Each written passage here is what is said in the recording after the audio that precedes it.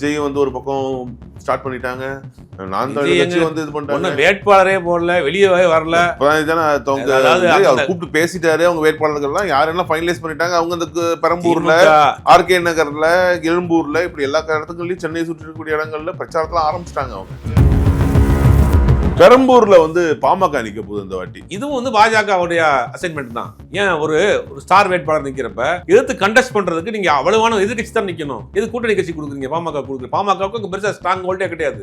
அங்க நீங்க பாமக கொடுத்து பாமகவுக்கு என்ன பேஸ் இருக்குங்க? அப்ப நீங்க எது கொடுக்குறீங்க? அங்க மறைமுகமாக ஆதரவு கொடுக்குறீங்க. டம்மியா ஒரு கேண்டிடேட்டை போட்டு மறைமுகமாக ஆதரவு கொடுக்குறீங்க. இதைதான் சொல்றேன் பாஜகவுடைய பிடிஎம் விஜய்.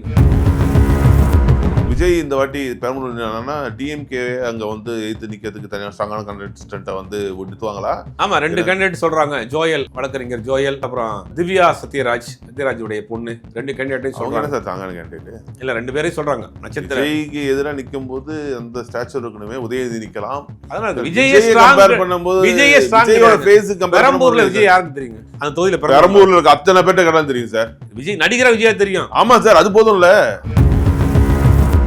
எடப்பாடி ரொம்ப தெளிவா சொல்லி நாங்க ஜனநாயக பூர்வமான அவங்களுக்கு என்ன விருப்பமோ அதை அவங்க வந்து தேர்வு செஞ்சுட்டு போறாங்க. தமிழ்நாட்டுக்கு யாரும் இன்சிஸ்ட் பண்ண மாட்டோம். யாரு சூரியன் மாதிரி அப்படி விட்டு கொடுத்து போற கட்சி அவங்க ஆசைப்படுறாங்க. பாஜக ஆசைப்படுது.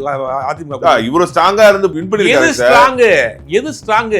5 சீட் நீங்க கொடுத்துருக்கீங்க. அதிமுக சீட் தான் 5 சீட். ஆனா நிக்கிறது என்னது? தாமரை சின்னத்தில் நிக்கிறீங்க. தமிழ் மாநில காங்கிரஸ்க்கு எங்க நீங்க மிஸ் பண்ணிருக்கீங்க? தமிழ் மாநில காங்கிரஸ் கொடுத்த அந்த 5 தொகுதிகளை வந்து பாத்தீங்களா? 5 தொகுதியுமே வந்து ஜெயிக்கவே முடியாது.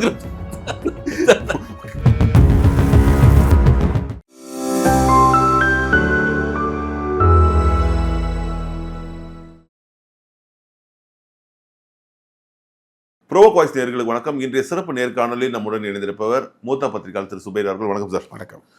அதிமுக பொறுத்த வரைக்கும் ரொம்ப ஸ்ட்ராங்கா அவங்க செட்ரேட் பண்ணி போயிட்டாங்க. அடுத்த கடத்துக்கு போயிட்டாங்க. வேட்பாளர் ஒரு பட்டியலை வந்து அறிவிச்சிட்டாரு. இன்னைக்கு எடப்பாடி பழனிசாமி அடுத்து பிரச்சாரத்தை நீ துவங்கிட்டார், தேர்தல் பிரச்சாரத்தை. இந்த பக்கம் விஜயும் வந்து ஒரு பக்கம் ஸ்டார்ட் பண்ணிட்டாங்க. நான் கட்சி வந்து இது பண்ணிட்டாங்க. வேட்பாளரே போடல, வெளியே வரல. அவர் கூப்பிட்டு பேசிட்டாரு. அவங்க வேட்பாளர்கள்லாம் யாரெல்லாம் ஃபைனலைஸ் பண்ணிட்டாங்க. அவங்க இந்த பெரம்பூர்ல, ஆர்கே நகர்ல, எழும்பூர்ல, இப்படி எல்லா இடத்துக்குள்ளயும் சென்னை சுற்றி இருக்கக்கூடிய இடங்கள்ல பிரச்சாரத்துல ஆரம்பிச்சிட்டாங்க. அவங்க பொறுத்த வரைக்கும் திமுகவுல வந்து நிறைய கட்சிகள் இன்னைக்கு இருக்குது. இல்ல, இது இன்னும் முடிவுக்கே வராம டைம் இருக்குல்ல. 30ஆம் தேதி வரைக்கும் 30ஆம் தேதி தான் வேட்புமனு தாக்கல் ஆரம்பிக்க போகுது. இல்ல, ஒரு கூட்டணி அட்வான்ஸா போயிட்டு இருக்கு. அட்வான்ஸ் கிடையாதுங்க. அது ஸ்டார்ட் பண்ணி போயிட்டு இருக்காங்க. எது அட்வான்ஸ்? 27 சீட் ஏடிஎம்கே நம்ம வந்து அந்த பிரச்சனையே வராது. நான் சொல்றேன். இல்ல, என்னன்னா இவங்க இது வரைக்கும் சொல்லிட்டு இருந்த விஷயம் என்னன்னா, திமுக நிர்வாகிகள் பலருமே முன்னாள் அமைச்சர்கள், இன்னாள் அமைச்சர்கள் எல்லாம் சொல்றது காரணம் என்னன்னா, ஏடிஎம்கே வந்து பிஜேபி கிட்ட அடிமையா இருக்கு, இவர் டெல்லிக்கு போய் நின்று சீட் வாங்கிட்டு இருக்காருன்ற ஒரு கருத்தை முன் வச்சுட்டு இருந்தாங்க. ஆனா ரொம்ப ஸ்ட்ராங்கா போய் இவங்க, அதாவது காங்கிரஸ் இங்க ஆள்றதே இந்தியாவில் 3 மாநிலங்கள்ல தான், மத்தியிலையும் ஆளல. கிட்டத்தட்ட 13 வருஷமா வந்து மத்தியில ஆட்சியில இல்லை. அதுக்கப்புறம் இப்ப பிஜேபி எல்லாம் பல மாநிலங்கள் ஆளுட்டு இருக்கு. அப்படி இருக்கு பிஜேபி இவர் 27 சீட் தான் கொடுத்துருக்காரு எடப்பாடி. அது வந்து ஸ்ட்ராங் ஆஃப் பிட் பண்ணிருக்காங்க. இவங்களால அது 28 நெகோசியேட் பண்ணியே கொண்டு வரமுடியல. அவ்வளோ டஃபா இருந்திருக்கு. ஸோ டிஎம்கே அலையன்ஸ் ரொம்ப வீக்கா இருக்கின்ற ஒரு பார்வை முன்வைக்கப்படுது. இல்ல நிறைய கட்சிகள் இருக்காங்க. கட்சி விட்டுருங்க. பிஜேபி காங்கிரஸ், பிஜேபிக்கு எதிர்மறை வாக்கு இருக்கா, காங்கிரஸ்க்கு எதிர்மறை வாக்கு இருக்கா? தமிழ்நாட்டில் பிஜேபிக்கு எதிர்மறை வாக்கு இருக்கு, காங்கிரஸ்க்கு எதிர்மறை வாக்கு இருக்கு. இப்ப தமிழ் தேசியவாதிகள் பாத்தீங்கன்னா காங்கிரஸுக்கு ஓட்டு தேசியவாதிகள் மட்டும்தான். தமிழ் தேசியவாதிகள் இல்ல, இப்போ ஈழ ஆதரவாளர்களா இருக்கட்டும், யாரா இருக்கட்டும், காங்கிரஸுக்கு எதிராக குறைவான சதவீதமா தான் இருக்கும். இந்துத்துவா பேசக்கூடியவர்கள் குறைவான சதவீதமா தான் திமுக காங்கிரஸ் எதிர்மறையான வாக்கு இருக்கு. அதை கூட விட்டுருவோம். காங்கிரஸ் எதிர்மறையான வாக்கு இருக்கிறத விட எவ்வளவு வாக்கு இருக்குன்றதே உங்களுக்கு ஒரு கேள்வி. 2021 பிஜேபி லாஸ்ட் எலெக்ஷன்ல ப்ரூவன் ஓட்டா 11% வாங்கிட்டாங்கன்னு வச்சுக்கோங்க. 21லயே 24ல காங்கிரஸ் அப்படி வந்து வாங்கல. 2021 இதே கூட்டணியில பிஜேபி எத்தனை தொகுதியில் நின்றுச்சு? 25 தொகுதியில் நின்றுச்சு. எத்தனை ஜெயிச்சாங்க? 4 ஜெயிச்சாங்க. காங்கிரஸ் எத்தனை நின்றுச்சு? 25 நின்றுச்சு. எத்தனை ஜெயிச்சு? 17 ஜெயிச்சு. இந்த ரேட் இருக்கு இல்லையா? காங்கிரஸ் அப்படிங்கிறது தமிழ்நாட்டை பொறுத்த வரைக்கும் அதுக்கான ஒரு செல்வாக்கு இருக்கு. 2014 4%, 2024 கூட்டணியோடு சேர்த்து 10%. நீங்க அந்த கணக்கு பார்க்கணும்ல. ஒரு கட்சி இன்னொரு கட்சியோட ஆட் ஆகுறப்ப அதோட ரிசல்ட் வேற மாதிரி இருக்கும். இப்போ பாஜக நீங்க அதிமுக கூட சேர்க்கறதுனால அதிமுக தான் பலகீனமாகுது. இப்போ யார் அங்கே பலகீனமாக இருக்காங்க? அதிமுக பாஜக கூட்டினால தலித் ஓட்டுகள் விழுகாது, இஸ்லாமிய ஓட்டுகள் விழுகாது, தமிழ்நாட்டில் இருக்க நடுநிலையான வாக்காளர்கள் ஓட்டு விழுகாது. எவ்வளோ மைனஸ் இருக்காங்க. இத்தனை மைனஸையும் தாங்கிக்கிட்டு உங்கள் வாக்குகளை இறக்கிக்கிட்டு நீங்கள் ஒரு 27 சீட் கொடுத்துருக்கீங்க. அது 27 சீட்டுங்கிறதே கம்பக்கு. ஆனால் கண்டிப்பாக அவங்க 50 சீட் நிற்க போகிறாங்க. இப்பயே 33 சீட்டில் நிற்கிறாங்க. தமிழ்நாட்டில் யாரு தலைமை? அதிமுக தான் தலைமை. இப்போ திமுக தலைமை என்ன பண்ணுறாங்க? கூட்டணி கட்சிகளுக்கு உதயசூரியன் சின்னம் கொடுக்குறாங்க. அதிமுக எந்த சின்னத்தை கொடுத்துருக்கணும்? ரெட்டலை கொடுத்துருக்கணுமா இல்லையா? ஏன் தாமரை கொடுத்துருக்காங்க? எடப்பாடி ரொம்ப தெளிவா சொல்லி நாங்க ஜனநாயக பூர்வமான ஜனநாயகம் அவங்களுக்கு என்ன விருப்பமோ அதை அவங்க வந்து தேர்வு செஞ்சுட்டு போறாங்க. தமிழ்நாட்டுக்கு யாரு இன்சிஸ்ட் பண்ண மாட்டோம். யாரு உதயசூரியன் மாதிரி அப்படி விட்டு கொடுத்துட்டு போகணும். கட்சி அவங்க ஆசைப்படுறாங்க. பாஜக ஆசைப்படுது. அதிமுக இவரு ஸ்ட்ராங்கா இருந்து வின் பண்ணிருக்காரு. எது ஸ்ட்ராங்? இப்ப டெல்லியில போய் பேசுறாங்க. அசிங்கங்க அது. அது அசிங்கம். கூட்டணிக்கு கொடுக்கிறதுக்கு தானே அந்த கூட்டணியே இருக்கு. தமிழ்நாட்டுல யாரு தலைமை? அதிமுக தான். ஏன் நீங்க உங்க இடத்த விட்டு கொடுத்துருக்கீங்க? 5 சீட் ராயப்பேட்டை அலுவலகத்துல தான் 5 சீட் ஃபைனலைஸ் பண்ணாங்க. அவங்க தான் பியூஷ் கோயல் இங்க தான் பியூஷ் கோயல் இங்க வர வச்சிட்டாருல. பியூஷ் கோயல் எங்க இதுவரைக்கும் டெல்லியில இருந்து பேசிக்கிட்டு இருந்த அரசியல நீ அதிமுக ஆவியம் பண்ண போது பாஜக அவ்வளவுதான். 5 சீட்டு நீங்க கொடுத்துருக்கீங்க. அதிமுக சீட் தான் 5 சீட்டு. ஆனா நிக்கிறது என்னது? தாமரை சின்னத்தில் நிக்கிறீங்க. தமிழ் மாநில காங்கிரஸ்க்கு எங்க நீங்க மிஸ் பண்ணிருக்கீங்க? இன்னொன்னு சொல்றேன், 32 சீட் ஆச்சா? மற்ற சின்ன சின்ன கட்சிகள் இருக்காங்க பாருங்க, எல்லாரும். இதுல முக்கியமான விஷயம் நீங்க சொல்லி முடிச்சதுக்கு நடுவில் இன்டர் பண்றதுக்கு மன்னிக்கவும், தமிழ் மாநில காங்கிரஸ் கொடுத்த அந்த 5 தொகுதிகளை வந்து பாத்தீங்களா? 5 தொகுதியுமே வந்து ஜெயிக்கவே முடியாது. எடப்பாடி அவர்களுக்கு கோவம் இருந்திருக்குமா? இப்படி ஒரு தொகுதி பாஜக தான் அலாட் பண்ணிருக்கு. தள்ளி விட்டுருன்னு பண்றாங்க. பாஜக ஒட்டன்சத்திரம், சக்கரபாணி, ராணிப்பேட்டை, காந்தி, ஈரோடு மேற்கு, முத்துசாமி, வரிசையா சொல்லலாம். வெள்ளாயூர் காங்கிரஸ் தான் வந்து பல வருஷமா ஜெயிச்சிட்டு இருக்காங்க. கும்பகோணம் திமுக கோட்டை, அதுக்கு முன்னாடி தொடர்ந்து திமுக ஜெயிச்சிருக்கு. ஆமா, கோசிமணியோட தொகுதி. அதாவது என்னன்னா 32 தொகுதி இல்ல இப்ப வந்து அவங்க வந்துட்டாங்க. தமிழ்நாட்டில் அதிமுக பாஜக 32 இடங்கள் நிக்குது. 32 சாம்பரை சிம்பல். இதுக்கடையில ஒரு ஜான் பாண்டியனும் முடிவு பண்ணல. இது நம்ம பாரிவேந்தருடைய கட்சி, புதிய நீதி கட்சி, இதெல்லாம் சேர்த்தா அது ஒரு 10 சீட் வரும். அப்போ 32 10 42 நிக்கல. அடுத்து ஒரு 17 சீட் இருக்குல்ல பாமகவுக்கு. 18 சீட் பாமகவுக்கு. அது கேஸ் இன்னைக்கு என்னதான் ஸ்டார்ட் ஆயிருச்சு. சுப்ரீம் கோர்ட்லயும் அது போயிடுச்சு. தமிழ்நாட்டில் கூடிய உரிமைகள் கோர்ட்லயும் போயிட்டு இருக்கு பஞ்சாயத்து. 2 கோர்ட்ல என்ன பண்றாங்கன்னா, எலெக்ஷன் கமிஷனுக்கு ஒரு இஷ்யூ போயிட்டு இருக்கப்ப நீங்க எப்படி சிம்பிள் கொடுத்தீங்கன்னு கேட்குறாங்க. கண்டிப்பாக சிம்பிள் முடக்கிறது கூட வாய்ப்பு இருக்கு. சிம்பிள் முடக்கினா யார் இருப்பாங்க? தாமரை தான். அப்ப நான் 50 கிட்டத்தட்ட 65 சீட்டுக்கு மேலே தாமரை நிற்க போகுது. இதுவா அவங்க ராஜதந்திரம்? இது அசிங்கம். இதுக்கு அசிங்கப்பட்டம் சென்றாயிட்டீங்க. தமிழ்நாட்டுக்கு தலைமை யாரு? ஜெயலலிதா அம்மா இருக்கப்ப நீங்க வந்து பாஜக வந்து உங்க கூட்டணி கட்சியில் நாங்கள் பாஜக நின்றுக்கிறோம் சொன்னா ஒத்துக்குறோமா? அந்தம்மா 2016ல 234லயுமே அதிமுக நின்னுச்சுல. கூட்டணி கட்சிக்குமே அதிமுக 27 தொகுதிகள் என்னமோ இவங்க தனித்து போட்டிட்டாங்க. கூட்டணி கட்சிகளுக்கு கூட்டணிக்குமே வந்து இது ரெட்டெல்லாம் கொடுப்பாங்க. கொடுத்தாங்க. தமிழ்நாட்டுக்கு அதிமுக தலைமை, பிஜேபி தலைமைக்கு அதிமுக தான். ஒரு 10 வருஷத்துக்கு முன்னாடி. ஆமா, இப்ப அதிமுக தலைமைக்கு காங்கிரஸ், திமுக தான் தலைமை. ஏன் திமுக வந்து காங்கிரஸ் வந்து எல்லாத்தையும் வந்து நாங்க 4 சீட்டு மதிமுக கொடுத்துருக்கோம், மதிமுக 4 சீட்டு வந்து நீங்க வந்து கை சின்னத்தில் இல்லைங்கன்னு ஒத்துக்குருவாங்களா? அங்கதான் ஆளுமைங்கிறது இருக்கு, அங்கதான் அதிகாரம்ங்கிறது இருக்கு. நீங்க எல்லாத்தையும் விட்டு கொடுத்துட்டு பாத்தீங்களா எடப்பாடியோட ராஜதந்திரத்தை? 60 சீட்டுக்கு மேல புடுங்க போறாங்க. இப்ப அதுவும் இல்லாம பிறக்கி எடுத்து போட்டிருக்க லிஸ்ட் எல்லாம் பாக்குறப்ப கன்னியாகுமரி மாவட்டத்தில் ஒரு தொகுதி கூட இல்ல.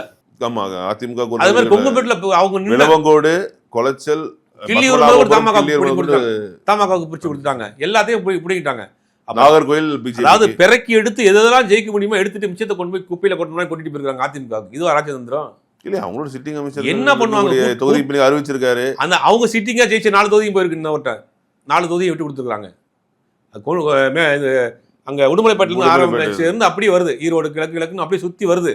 இந்த பக்கம் கன்னியாகுமரி மூலம் எடுத்துக்கிட்டாங்க, மயிலாப்பூர் எடுத்துக்கிட்டாங்க. எல்லாமே அவங்களுக்கு எங்கெங்க ஃபேவரா இருக்கோ, அதிமுக ஓரளவுக்கு செல்வாக்கு இருக்கோ அந்த தொகுதியெல்லாம் வெற்றி வாய்ப்பு ஓரளவுக்கு நெருக்கி வருங்கிற மாதிரியான தொகுதியில பிறக்கி எடுத்துக்கிட்டு மிச்சத்தை கொடுத்துருக்காங்க.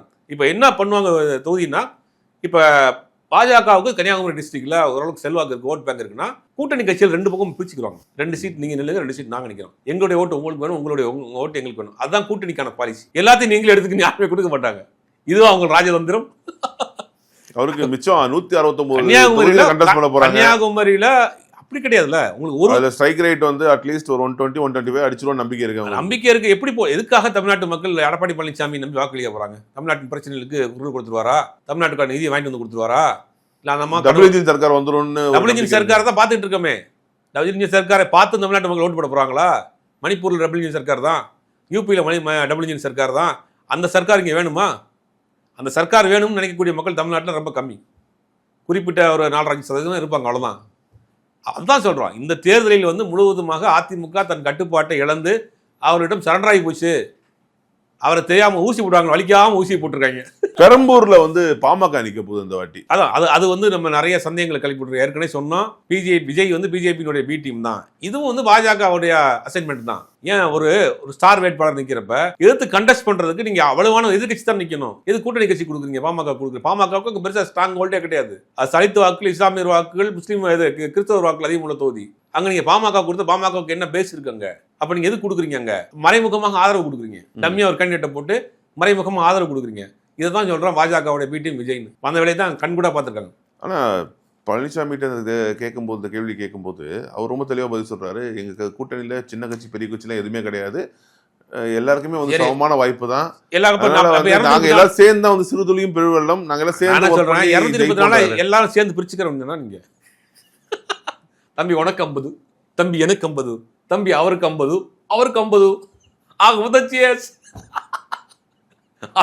எல்லாரும் ஈக்குவல் தானே. பிரிச்சுங்க. அப்ப சின்ன கட்சிக்கு 2 சீட் கொடுத்துருக்கீங்க, பாரதிய கட்சிக்கு 10 சீட் கொடுங்க, ஏசி சேர்மத்துக்கு ஒரு 50 சீட் கொடுங்க. கொடுப்பீங்களா?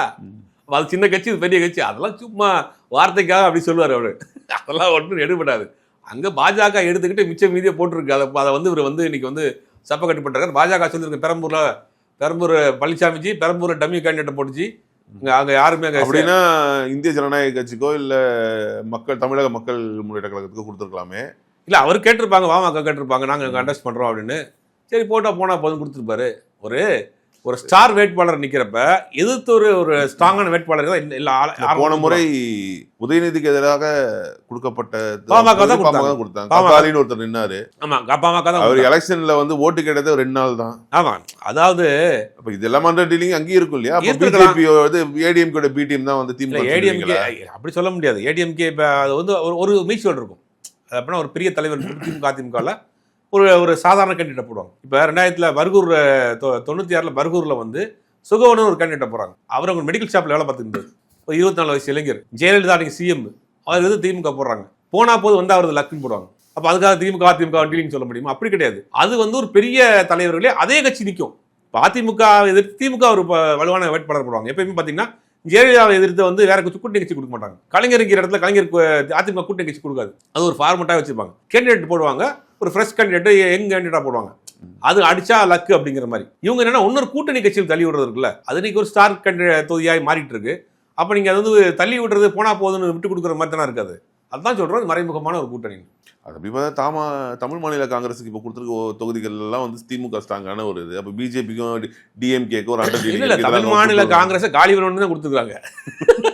தமிழ் மாநில காங்கிரஸுக்கு இந்த முறை காலி பண்ணி விட்டுறோம், கொஞ்சம் முரண்டு பிடிச்சிட்டாரு அவர்.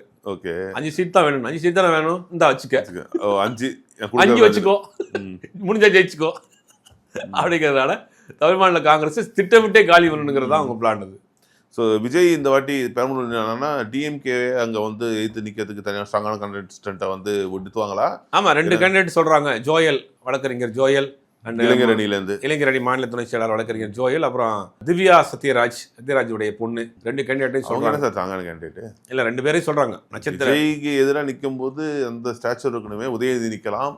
இல்லை, அப்படி இப்போ எப்பயுமே நிற்க மாட்டாங்க. இந்த மாதிரி ஒரு பெரிய தலைவர் 2 பேரும் மோதிக்காங்க. கேண்டிடேட் சொல்கிறேன். சாங்கன ஜோயலுக்கு என்ன இருக்குது? ஒரு இளைஞரணி செயலாளர் இருக்காரு, ஒரு சிறுபான்மை சமூகத்தை சேர்ந்தவராக இருக்கிறாரு, ஆக்டிவாக இருக்கிறாரு, வழக்கறிஞராக இருக்கிறாரு. அதனால பெரம்பூர்ல விஜய் யாருக்கு தெரியுங்க?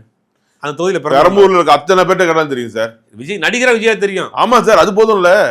அது வந்து இல்ல ஓட்ட வாக்கா மாறிடுமா?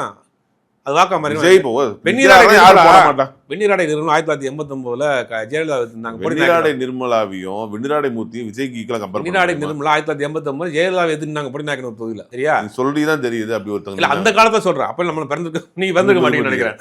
நான் சின்ன பையன் அப்ப. ஓகேவா? 89 பிரச்சாரத்துக்கு வர்றாங்க. அப்ப அந்த நடிகைங்கிறத தாண்டும் ஜெயலலிதா எனக்கு தெரியும். நம்ம அப்படித்தான் பார்க்கணும். பெரம்பூர் மக்கள்கிட்ட வந்து நடிகர் விஜயா தெரியும், அரசியல்வாதி விஜயா பெரம்பூர் மக்களுக்கு தெரியுமா? அந்த வர வீடியோலாம் பார்க்குறேன். இவரை நாங்கள் ஓட்டு போட்டு அவர் எங்கே போய் தேடுறதுங்கிறாங்க. எங்கே போய் பார்க்க போகிறோம், அவரை எங்கே போய் தேட போகிறோங்க. அவரையும் பார்க்கணும். மக்கள் வந்து தன்னுடைய குறையை கேட்கறதுக்கு ஒரு சட்டமன்ற உறுப்பினராக இருக்கணும்னு நினைப்பாங்க.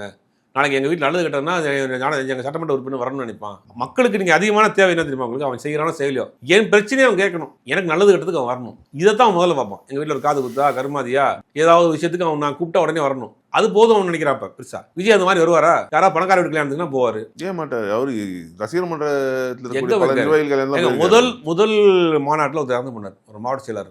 அவர் பார்த்தாரா? இப்ப வண்டியை ஃபாலோ பண்ணி வந்து ஒரு பையன் இறந்து போனாப்புல, ஒரு பார்த்தாரா? செங்கிப்பட்டியில் நம்ம 41 பேர் இறந்து போனதுக்கு பார்த்தாரா? இல்லை எந்த மாவட்ட செயலர் வீட்டு கல்யாணத்துக்காக போயிருக்காரா? எந்த ஒன்றிய செயலர் வீட்டு கல்யாணத்துக்காக போயிருக்காரா? எந்த மன்றத்தினுடைய கல்யாண வீட்டுக்காக போயிருக்காரா? யாராவது இறந்த வீட்டுக்கு போயிருக்காரா? ஏதாவது பார்த்துருக்கீங்களா? எங்கேயாவது கேள்விப்பட்டிருக்கீங்களா? ஆனால் வந்து யாராவது தெரிஞ்சவருடைய இதெல்லாம் மக்கள் நினைச்சு பார்ப்பாங்களா? கண்டிப்பாக பார்ப்பாங்க. என்னோடு இருக்க வேணும்னு ஒருத்தர் நினைப்பான். நான் கூப்பிட்டா வந்து எனக்கு வேலை செய்யக்கூடிய ஒருத்தனாக இருக்கணும், நான் அணுகக்கூடிய இடத்துக்கு இருக்கக்கூடிய ஒருத்தனாக இருக்கணும். அது கண்டிப்பாக தேர்தலில் எதிரொலிக்கும். இவருக்கு ஒரு மாசு இருக்கு, அதை வச்சு ஒரு குறிப்பிட்ட சதவீத வாக்கு வாங்குவார், அவ்வளோதான்.